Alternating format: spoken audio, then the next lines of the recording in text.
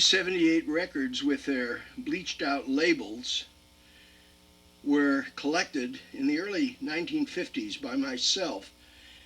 Someone sailed 78 records in the early 50s when 78s were becoming essentially extinct, becoming obsolete, and a number of what were then old 78s were sailed off of the railroad tracks of the Wabash Railroad tracks in Ferguson, Missouri, where I grew up.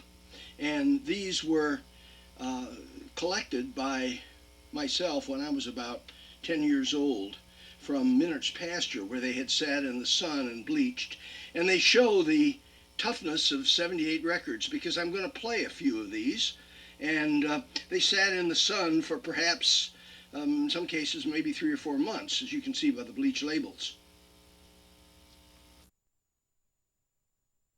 These records weren't the only artifacts showing up at Minnert's Pasture. These also showed up in Maline Creek, which went through Minnert's Pasture, as well as the records. And it's interesting, these are, of course, arrowheads from the St. Louis area, which was richly inhabited by Native Americans about 1,000 years ago. Arrowheads are part of the culture associated with Cahokia Mounds, a World Heritage Foundation, or United Nations Heritage Foundation site.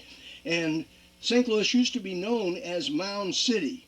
And it's interesting that this record, which came from Minnert's Pasture, along with the arrowheads you see here, is by the Mound City Blue Blowers. There's only one Indian mound on the St. Louis side, on the Missouri side, still left. The other ones were destroyed in the late 19th century. But the Mound City Blue Blowers were a popular ensemble in the early 20s. And we're going to hear one of the records from Minnert's Pasture with the Mound City Blue Blowers playing what they do.